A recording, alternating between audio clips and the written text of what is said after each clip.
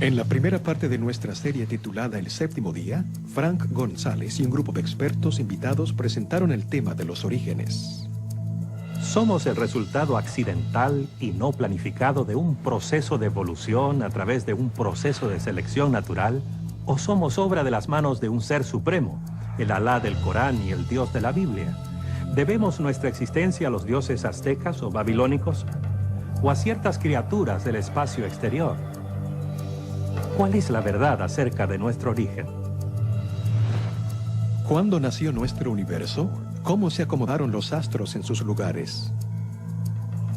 La ciencia puede explicar cómo se desenvuelve el universo y cómo ocurren las cosas en el mismo, pero no puede explicar por qué existen las cosas en vez de no existir nada.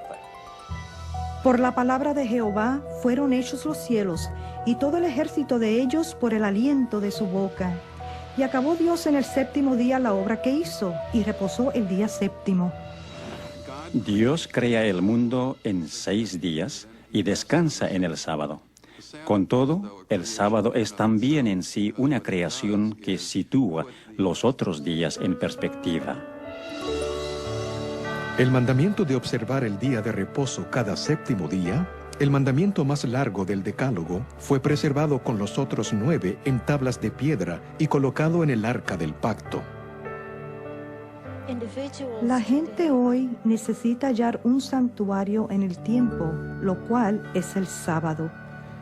En su encíclica Dies Domini, el Papa Juan Pablo II sugirió que el día de reposo nos recuerda que el universo y la historia le pertenecen a Dios.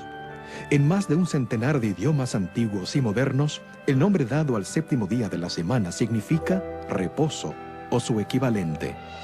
A medida que aumentamos nuestro conocimiento del pasado y desentrañamos sus misterios, los contornos de nuestra historia se vuelven cada vez más precisos. De cuevas y tumbas, de pétreos farallones que una vez fueran ciudades y poblados, de las ruinas de tribus y naciones perdidas en el tiempo, surgen nuevos indicios que amplían nuestra comprensión de la historia humana. Los arqueólogos están constantemente añadiendo al cuadro elementos obtenidos en los registros de civilizaciones y sociedades extintas, así como los volúmenes de la literatura antigua. Hay un día que establece la estructura semanal del tiempo y conecta a la familia humana con sus orígenes, el sábado, séptimo día, que nos une con el Creador. Y ahora, la segunda parte de la serie, Un santuario en el tiempo.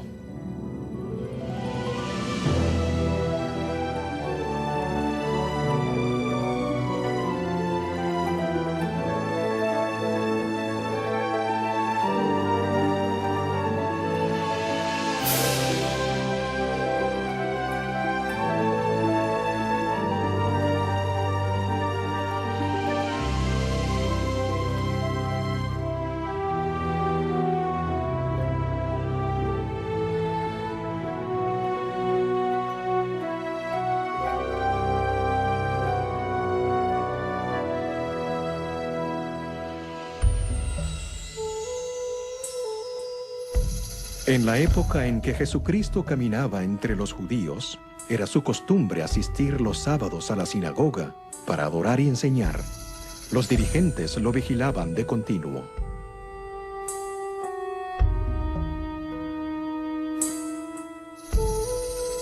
Algunos de los rabinos discutían con él acerca de la forma correcta de observar el sábado.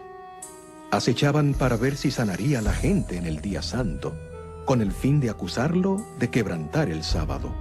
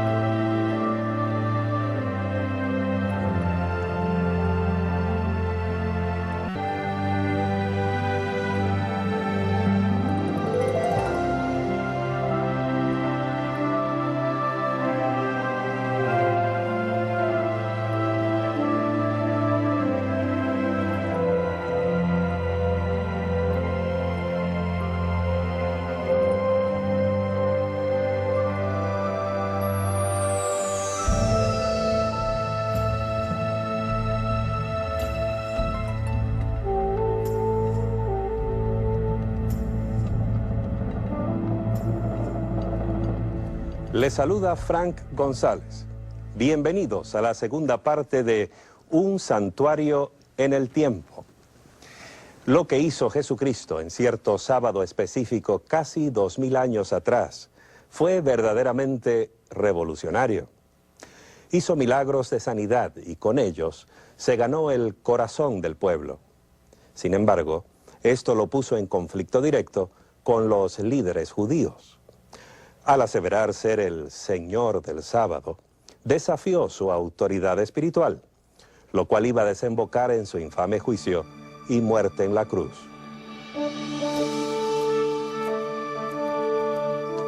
Jesús nació en Belén, un poblado insignificante de Judea, durante el reinado de César Augusto, el primer gran emperador romano. En esos tiempos, el Imperio Romano contenía dentro de sus fronteras docenas o hasta centenares de religiones y creencias, desde el zoroastrismo en Persia hasta los misterios griegos y el druidismo de los celtas ingleses. Las iniciaciones secretas y los ritos de fertilidad eran comunes, así como la creencia en la astrología. Los mismos romanos admiraban la religión y la cultura de Grecia. Adoptaron los dioses griegos y los mezclaron con sus propias religiones. El resultado fue una mezcla de culto a los antepasados, al emperador y al sol. Una religión dirigida no a un dios, sino a muchos.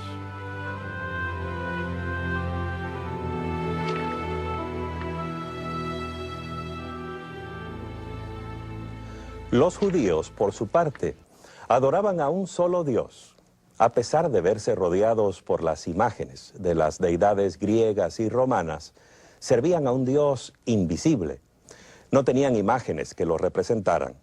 No celebraban ritos de iniciación o de fertilidad. En cambio, tenían un día que los apartaba. Un día sin igual en ninguna otra religión. Era un período de 24 horas dedicado completamente a su Dios. Los judíos tenían el sábado. Después del éxodo de Egipto, Dios hizo un pacto con Israel.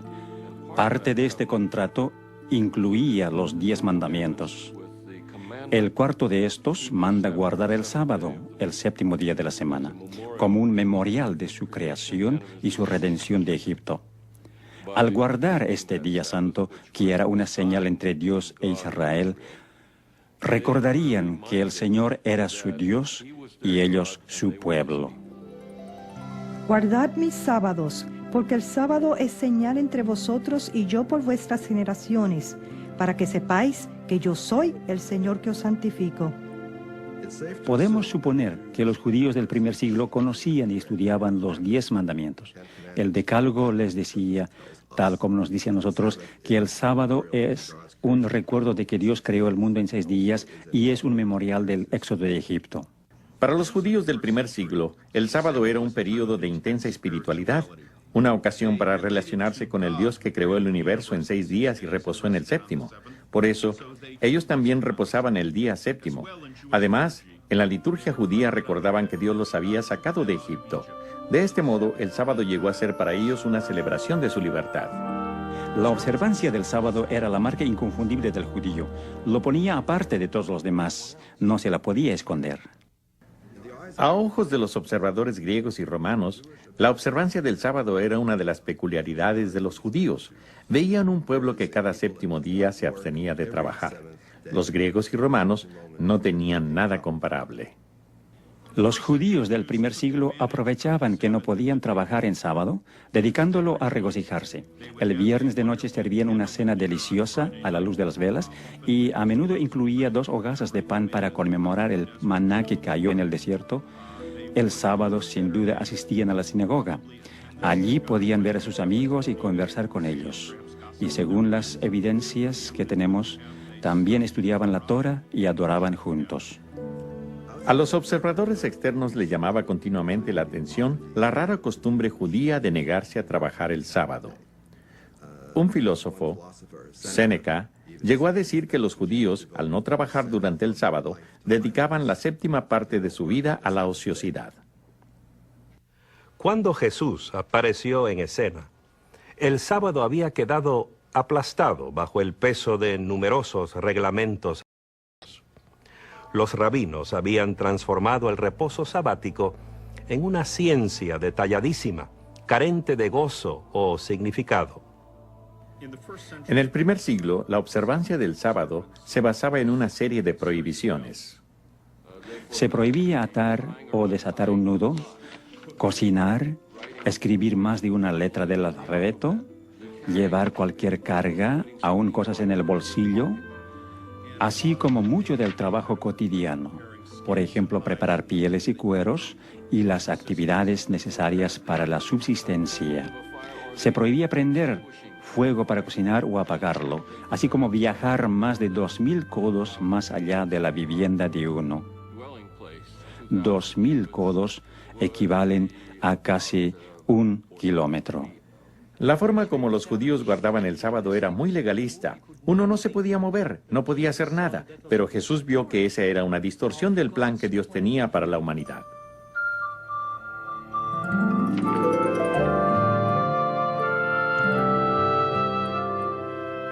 Al sanar al hombre de la mano seca, Jesús mostró el verdadero espíritu del sábado. Rechazó las reglas rabínicas. Guardó el sábado conforme a las antiguas escrituras hebreas, que hoy llamamos el Antiguo Testamento. Según el Evangelio de Lucas, Jesús tenía la costumbre de ir a la sinagoga y adorar en el día sábado. Guardaba el sábado, pero no según las reglas que habían establecido los fariseos. De hecho, dijo, el sábado fue hecho por causa del hombre y no el hombre por causa del sábado. Los fariseos, en cambio, decían que el sábado había sido hecho solo para Israel y que el propósito de Israel era exaltar el sábado, de modo que el Señor tuviera a alguien en el mundo que guardara el sábado. Al declarar Jesús que el sábado fue hecho para el hombre, enseñó un concepto radical y alarmante. Con razón provocó tan dura oposición de los líderes judíos.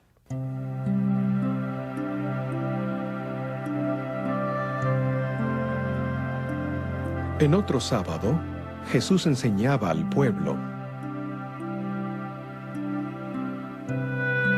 Había allí una mujer que había estado enferma, encorvada por 18 años. Jesús la llamó que se acercara a él.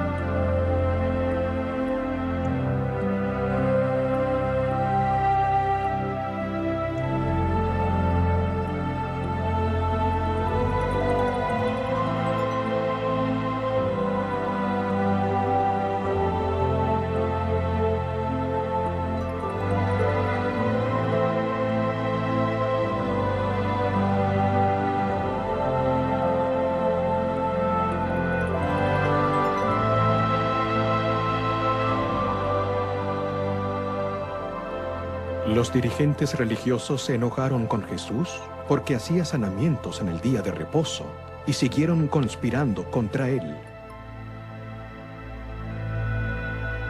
Para los líderes religiosos, esa conducta era un escándalo, en especial por quebrantar su regla del peligro mortal. La regla del peligro mortal decía que se podían hacer ciertas cosas en sábado solo en casos de vida o muerte. Se podía salvar a alguien cuya vida estuviera amenazada, pero no se podía sanar a un enfermo crónico en sábado. Había que dejarlo para otro día. Pero Jesús no quiso esperar otro día. Básicamente estaba diciendo, ustedes desatan a sus animales para que estos reposen el sábado, pero me critican a mí por haber soltado la carga de esta mujer, de modo que pueda guardar el sábado por primera vez en muchos, muchos años. Era un argumento devastador. San Juan, en su registro de la vida de Jesús, informa que por esta causa los judíos perseguían a Jesús y procuraban matarlo, porque hacía estas cosas en sábado. Acusaban a Jesús de quebrantar el sábado. Temían que si la gente seguía a Jesús, llegarían a ser una nación de quebrantadores del sábado, lo cual les acarrearía la ira y los juicios de Dios. Así perderían su nación. Fue este temor lo que los llevó a crucificar a Cristo.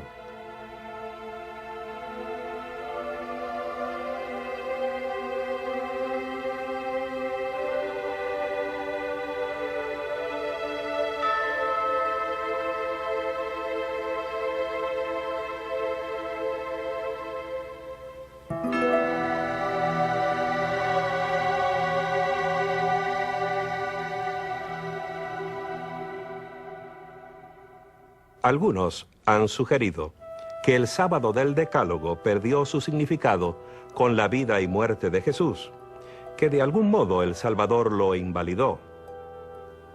Cuando Dios dijo que el sábado fue hecho para el hombre y no el hombre para el sábado, podría haber dicho que el sábado había sido dado para Israel y que no era necesario que los no judíos, y quizás hasta los mismos judíos, lo guardaran.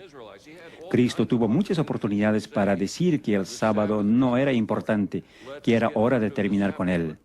En cambio, todas las controversias que tuvo con los fariseos no tuvieron nada que ver con la validez del sábado, sino cómo debía ser guardado. Si alguna vez hubo alguna duda en cuanto a cómo guardar el sábado, Cristo la disipó. El secreto era seguir la autoridad de las Sagradas Escrituras y no las leyes y tradiciones humanas. Lo humano había invadido a tal punto el sábado que la realidad original casi no se veía. Jesús se abrió paso a través de todo eso hasta exponer el corazón del sábado, a saber, la relación que debe existir entre nuestro amante Creador y su pueblo. De este modo, el sábado, apartado de las actividades seculares, podía ser un día de acción, de cuidar a nuestros semejantes, un día de comunión social, en el cual dedicar más tiempo a Dios, a nuestra familia y a nuestros vecinos y amigos. Muchos devotos cristianos se sorprenden al leer que su propio día de culto se basa en reglas y tradiciones eclesiásticas y no en las Sagradas Escrituras. Algunos creen que Jesús quebrantó a propósito el sábado para establecer un nuevo día cristiano de culto. Esta idea carece de apoyo bíblico o histórico. Jesús no quebrantó el sábado del Decálogo. Lo que hizo fue desafiar las costumbres y tradiciones humanas. Al hacer esto, mostró la verdadera forma de guardar el sábado bíblico. De hecho, Jesucristo liberó el sábado de las tradiciones que lo habían convertido en una rígida formalidad y restauró su verdadero propósito como una celebración de la relación correcta entre el hombre y su prójimo y con su Creador.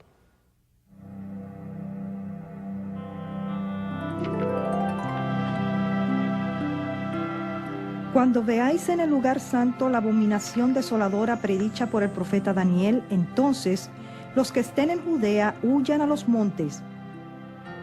Orad que vuestra huida no sea en invierno ni en sábado. Con esas palabras, Jesús señaló una terrible predicción que hiciera el profeta Daniel en el Antiguo Testamento. Pero ¿por qué habría de decirles a los creyentes que oraran para que no tuvieran que escapar en sábado, a menos que esperara que todavía estuvieran guardando el sábado como día santo? En el año 69 de nuestra era, el Imperio Romano era muy inestable. A dicho año se lo llama el año de los 4 emperadores y los primeros 3 no murieron de causas naturales. Por eso los judíos pensaron que el momento era favorable para sacar partido de esa inestabilidad y promover su propia libertad de la opresión imperial. El general romano Vespasiano atacó la ciudad en un intento de ahogar la revuelta. Antes de completar la campaña, fue nombrado emperador el año 69 de nuestra era, y su hijo Tito, otro futuro emperador, tomó el mando como general del ejército. Tito le puso sitio a la ciudad y finalmente, en el año 70 después de Cristo, las fuerzas romanas penetraron las defensas, asolaron la ciudad y destruyeron completamente el templo.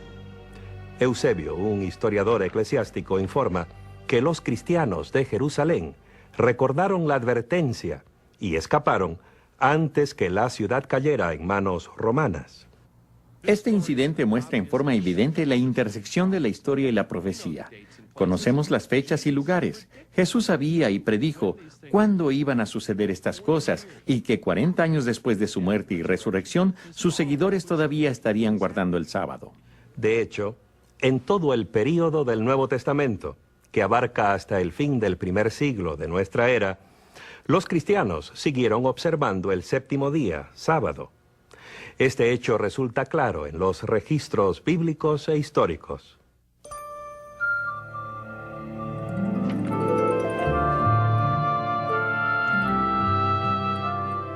Para los primeros cristianos, su relación con el judaísmo no era una interrupción, sino un progreso. En efecto, su religión se basaba en el cumplimiento de las esperanzas y expectativas del Antiguo Testamento. Los cristianos no creían estar fundando una nueva religión. Creían ser judíos, el verdadero Israel. Eran los hijos de Abraham. Si eran gentiles, eran hijos de Abraham por la fe. Los judíos y los cristianos compartían la creencia de que Dios actúa en la historia, en el Sinaí, en el Éxodo, en la creación, y que el registro de esos actos se halla en las escrituras hebreas. El corazón de la teología cristiana y judía lo conforma la creencia de un solo Dios personal, un creador amante que se relaciona con sus criaturas. Esta creencia proveía también el corazón de la experiencia del reposo sabático, al requerir una relación personal con el amoroso creador. Pero para los cristianos, la vida y muerte de Cristo añadió una nueva dimensión, una nueva razón de reposar el sábado. Por tanto, queda un reposo sabático para el pueblo de Dios. Con estas palabras, Pablo mostró que la fe cristiana elevó el sábado a nuevas alturas.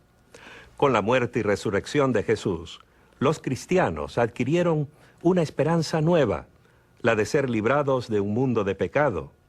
Así el sábado, que originalmente fuera el memorial de la creación, pasó a conmemorar también la salvación y la paz espiritual que ella nos brinda.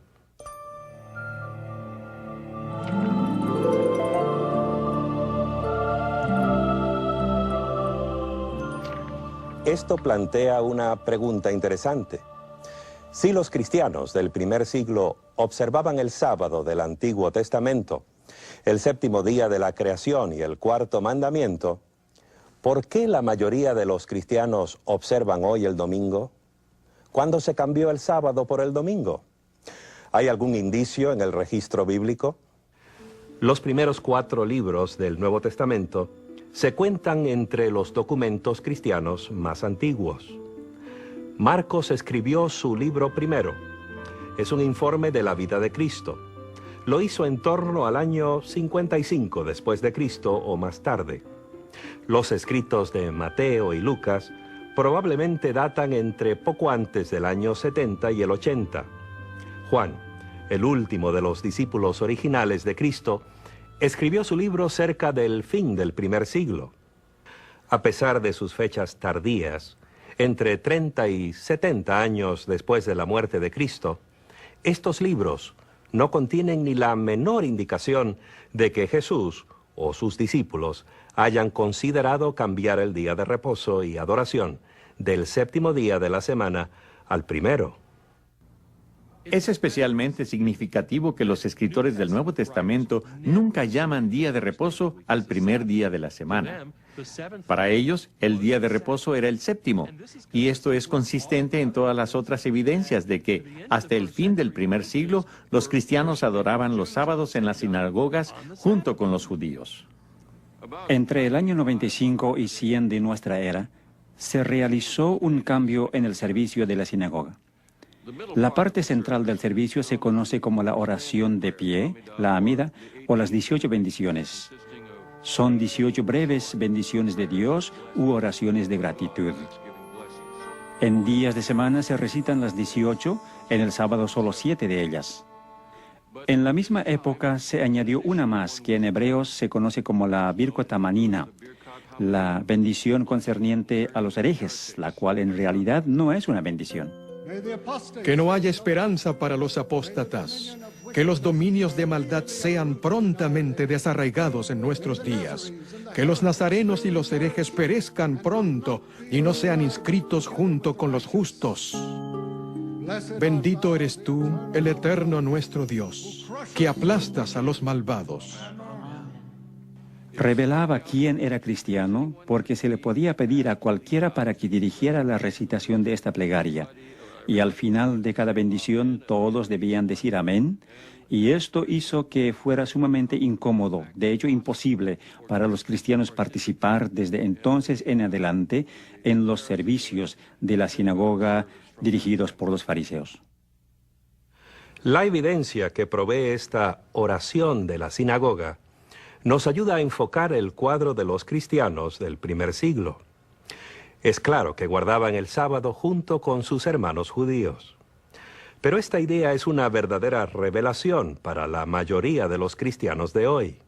Y resulta inquietante comprobar que el prejuicio contra los judíos afectó profundamente el concepto que algunos cristianos tenían del sábado.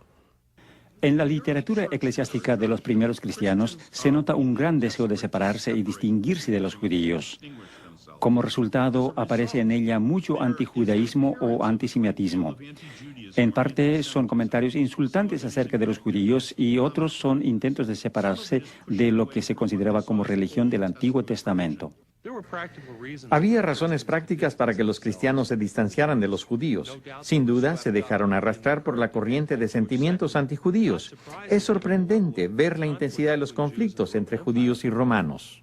A pesar de hallarse los judíos esparcidos por toda la región mediterránea y más allá, muchos de ellos todavía soñaban con una gran nación judía y con la victoria final sobre sus enemigos.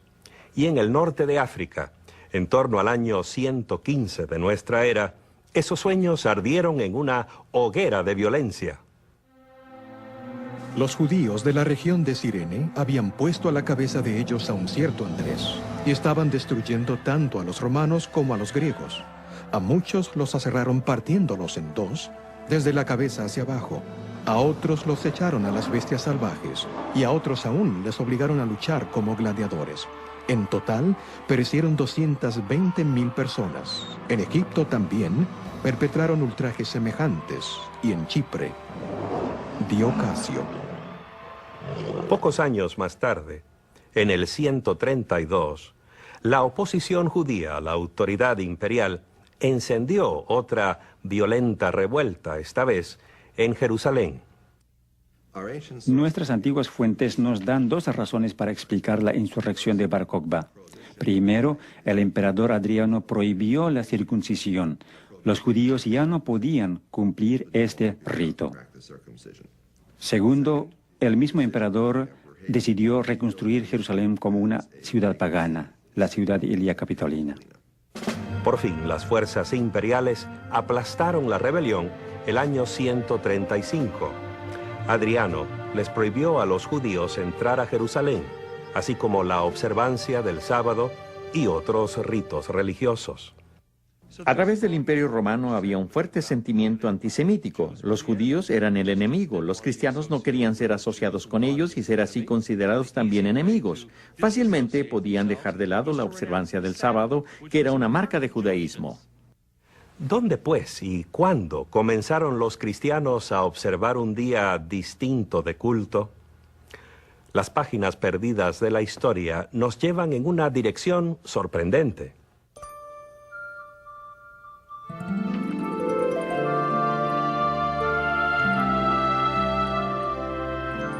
Alejandría, Egipto, fundada el año 332 a.C. por Alejandro el Grande, uno de los grandes centros mundiales de literatura, ciencia y comercio, un caldero de ideas religiosas y filosofía clásica. Existen sólidas evidencias de que los cristianos de Alejandría fueron los primeros en reemplazar la observancia del sábado por servicios de culto dominicales. Esto comenzó poco antes del año 120 después de Cristo. Uno de los primeros documentos que apunta a cristianos guardadores del domingo es la así llamada Epístola de Bernabé. Este no es el verdadero Bernabé que menciona el libro de los Hechos en el Nuevo Testamento. Este es un falso Bernabé, un pseudoepígrafe. Se le atribuye falsamente.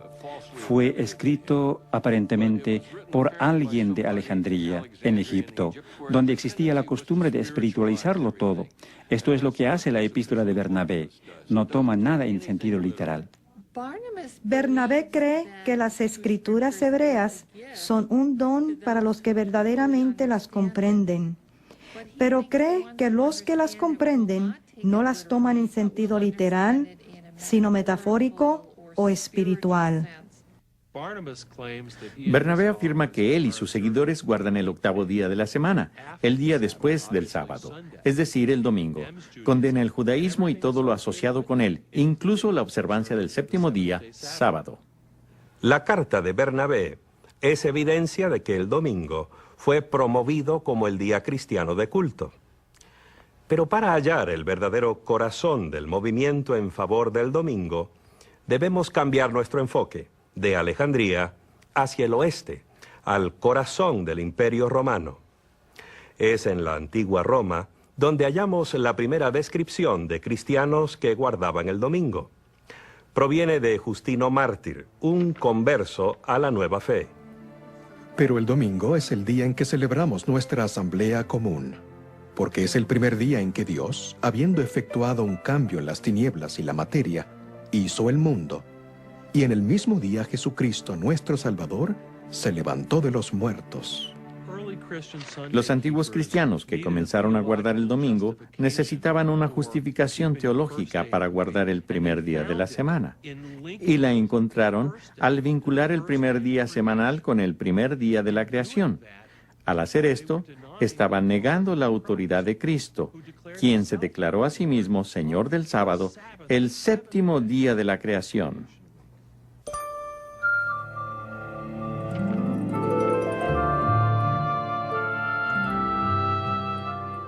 Hemos llegado a un momento crítico en la historia. Al aislar de sus raíces bíblicas el día santo semanal, los dirigentes de la Iglesia lo separaron de su fuente de significado espiritual. Se convirtió así en una formalidad vacía, una brasa ardiente política, una prueba de autoridad, un peón en una lucha centenaria por el poder. Era atractivo reemplazar el sábado con el domingo, porque en torno al primer día estaba surgiendo cierta aura debido a las tendencias nuevas en el paganismo que hacían del domingo el día de adorar al sol, pensar en el sol. Supongo que era inevitable que se infiltraran en la cristiandad elementos del culto pagano. Después de todo, los cristianos eran una pequeña minoría en un mundo predominantemente pagano. Un mundo que adoraba dioses mitológicos, emperadores muertos y el invencible sol. Los historiadores por lo general dicen que el Imperio Romano fue fundado en el año 31 a.C. En ese año, Octavio derrotó a las fuerzas de Marco Antonio y Cleopatra y volvió a Roma para convertirse en el primer César Augusto. Fue en esa época también que hizo llevar a Roma dos grandes obeliscos. Instaló uno de ellos en el Circus Maximus. Por supuesto, no solo estaba dedicado al dios Sol, sino que además era una prueba muy visible de que Roma había conquistado Egipto. La dedicatoria decía: César Augusto dedica esto como una ofrenda al sol. Pero también decía: porque Egipto ha sido conquistado. Así, los que asistían al circo para ver los juegos veían no solo la dedicación al sol, sino también que el dios sol romano había triunfado sobre el dios sol egipcio. Hay informes de mediados del primer siglo que proveen evidencia adicional de lo popular que era el culto al sol. Nerón, el notorio emperador, comisionó a un escultor para que creara una estatua de casi 35 metros de altura, con su propia cabeza esculpida al estilo del dios Sol. Cuando Vespasiano construyó su gran anfiteatro, que hoy conocemos como el Coliseo, tomó ese enorme coloso, así llamaban antiguamente a las estatuas, que representaba a Nerón.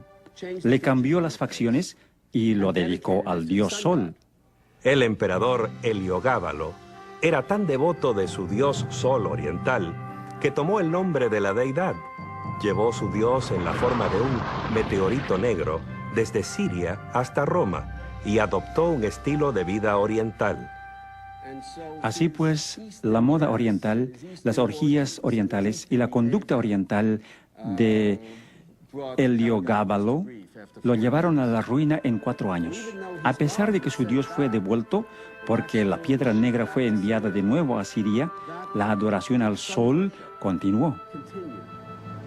El antiguo historiador Plutarco informa que el general romano Pompeyo debió ir al Mediterráneo oriental para castigar a los piratas que atacaban a los barcos mercantes. Esto fue alrededor del año 50 a.C. Derrotó a los piratas, los capturó y los llevó consigo a Roma. Sucede que los piratas eran adoradores de Mitras, el dios Sol, y de esos piratas se popularizó la adoración a Mitras en Roma, especialmente entre los militares. Pienso que a los militares romanos, Mitras les parecería una divinidad especialmente atractiva. Mitras era guerrero, que luchaba del lado de las fuerzas del bien. Era una religión jerárquica, en la cual se podía progresar de grado a grado. Había 7 grados en el mitraísmo, situación semejante a la de un ejército. Y en tercer lugar, era una religión de hermandad y comunión. Se reunían no solo para adorar a su Dios, sino para comer juntos. Se comenta acerca de soldados romanos que han vuelto del oriente, que oran al amanecer de cara al sol naciente. En torno a este periodo vemos que se empieza a mencionar en Roma al Deus Sol Invictus, es decir, al dios Sol invencible. Invencible porque la noche trata de conquistar el sol cada 24 horas, pero al amanecer el sol ha sobrevivido y ha vencido a la noche. La importancia del culto al sol en el Imperio Romano se echa de ver durante el reinado de Aureliano, quien fue emperador entre 170 y 275 de nuestra era. Estableció una religión estatal que incluía el culto al emperador y al sol invicto. Trató de unificar todas las religiones bajo el dios Sol. Diocleciano, que llegó al poder el año 284, también era un devoto del dios Sol. Mantuvo el principio de una religión estatal que estableciera Aureliano y llegó a declararse Dios. Eventualmente, ordenó que se persiguiera a los cristianos.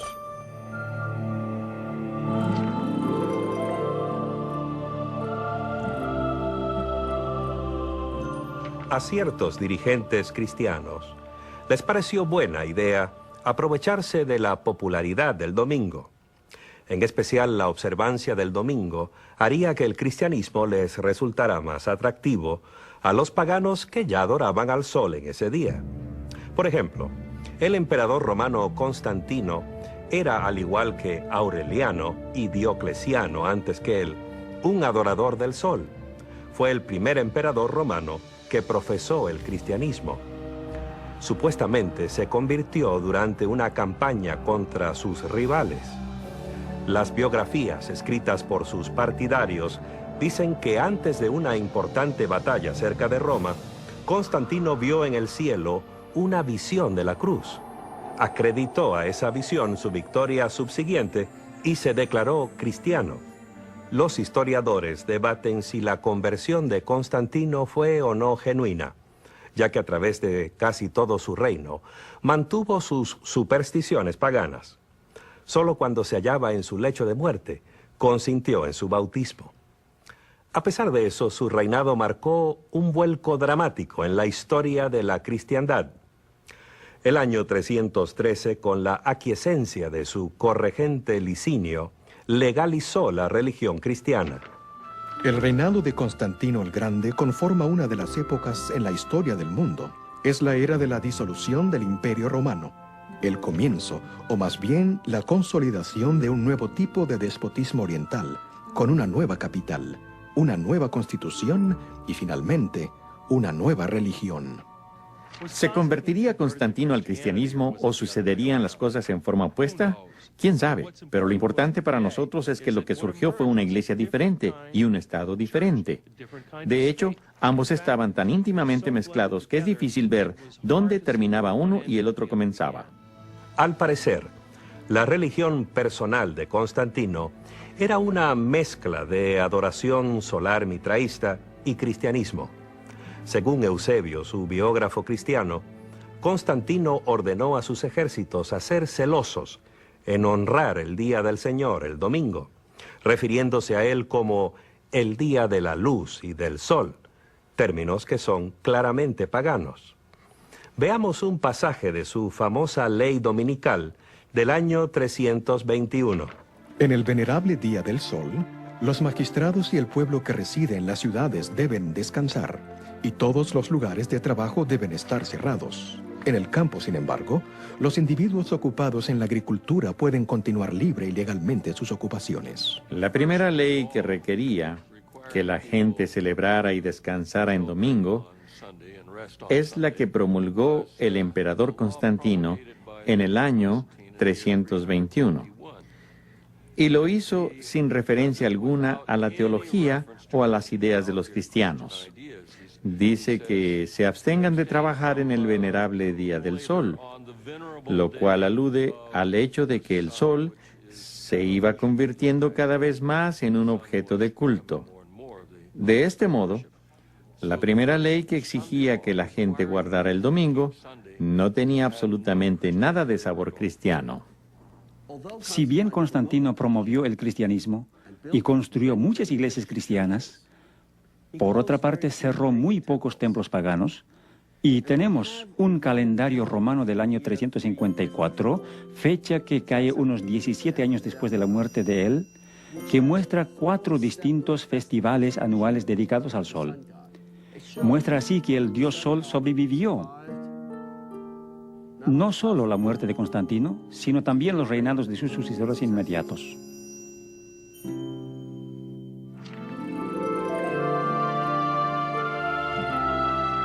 La ley dominical de Constantino, ¿le puso término a la controversia entre el sábado y el domingo? No. Según registros de la antigua ciudad de la Odisea, donde se reunieron los dirigentes de la iglesia en torno a mediados del siglo IV. El concilio eclesiástico de la Odisea trató específicamente de si había que leerse las escrituras en los servicios del sábado y qué pasajes debían escogerse. Léanse en el sábado los evangelios y las otras escrituras. El hecho de que el concilio trató el tema es prueba irrefutable de que aún había miembros de la iglesia cristiana que asistían a los servicios de culto en día sábado. Recordemos que esto sucedía más de 300 años después de Cristo. Pero eso no es todo. Los cristianos no deben judaizar descansando el sábado, sino que deben trabajar en ese día y honrar más bien el día del Señor, y si pueden, descansar entonces como cristianos. Pero si se sorprende a cualquiera de ellos siendo judaizante, sea anatema de parte de Cristo. ¿Qué quiso decir el concilio al hablar de judaizantes? Los judaizantes eran los cristianos que no trabajaban en sábado, al igual que los judíos. Los dirigentes de la iglesia querían que todos trabajaran el sábado y descansaran el primer día de la semana, al cual empezaron a llamar el Día del Señor. Esta disposición concordaba con la ley dominical que había promulgado el emperador Constantino. A pesar de la popularidad de la adoración al sol y las leyes dominicales de los emperadores, muchos cristianos siguieron adorando en el séptimo día, sábado. De hecho, fueron minoría las iglesias que abandonaron el sábado. Si bien casi todas las iglesias del mundo celebran los sagrados misterios en sábado cada semana, los cristianos de Alejandría y Roma han cesado de hacer esto. Sin duda alguna, los cristianos todavía observaban el séptimo día, sábado, en la segunda mitad del siglo IV. A pesar de los argumentos teológicos, los prejuicios antijudíos y el decreto de un emperador, el sábado del Creador no había muerto. Los siglos subsiguientes vieron cómo el sábado se mantuvo como el corazón de la controversia entre los papas y los patriarcas. El día semanal de reposo y adoración se convirtió en una prueba de la autoridad de la Iglesia y en señal de sumisión a un nuevo tipo de gobierno religioso. Llegó a ser una causa importante del gran cisma que dividió a la cristiandad por 900 años. Veremos más acerca de esto cuando volvamos con la parte 3 de nuestro programa Un Santuario en el Tiempo.